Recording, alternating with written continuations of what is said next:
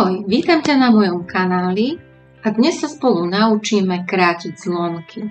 Samozrejme, všetko si precvičíme na niekoľkých príkladoch. Krátenie zlomkov je vlastne super jednoduchý trik, pri ktorom zoberieš čitateľ aj menovateľ a obe vydelíš tým istým číslom. Pozor, nesmie to byť 0. Pri krátení sa teda mení forma, ale hodnota zostáva rovnaká. Prečo vlastne krátime? Na čo sa nám hodí nejaký zlomok krátiť?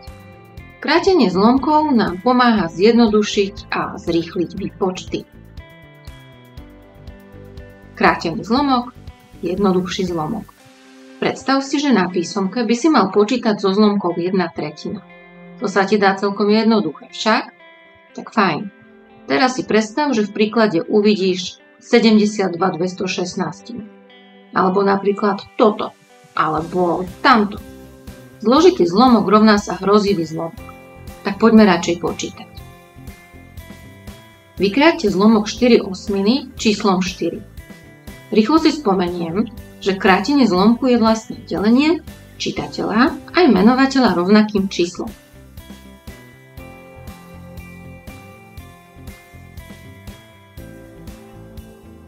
Nech sa páči, výsledok zo 4/8 máme 1 polovicu. Poďme na ďalší level. Tu je zadanie trochu skromnejšie a teda zložitejšie. Máme vykrátiť zlomok 2/6. OK, ale akým číslom môžeme videliť 2 a zároveň aj 6?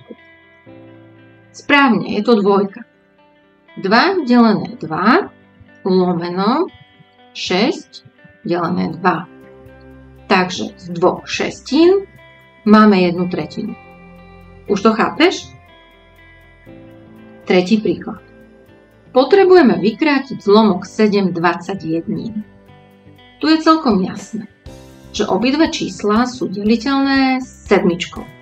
Takže 7 delené 7 je 1 a 21 delené 7 je 3. Výsledok je 1/3. No a teraz trochu náročnejšia výzva, zlomok 20/120. Niekedy nevieme nájsť najväčšieho spoločného deliteľa hneď na prvý krát. No a čo vtedy? Vtedy môžeme krátiť postupne. Vidíme, že obe čísla končia nulou, takže ich môžeme pokojne videliť s desiatkou. Dostaneme 20 delené 10 lomené 120 delené 10. Čiže 2/12. No ale to ešte nie sme na konci, lebo 2 aj 12 sú deliteľné 2. Takže 2 delené 2 lomeno 12 delené 2 a výsledok 1/6.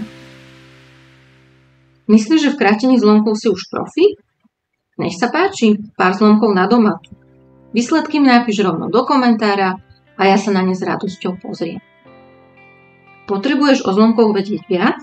Tak pozri moje ďalšie videá, kde sa venujem napríklad ich sčítaniu, odčítaniu, ďalším šokujúcim figom. Nezabudni dať like, koment a prihlásiť sa na odber môjho kanála. Lebo to, čo vieš, nemusíš na písomke od nikoho odpisovať. Počítaj.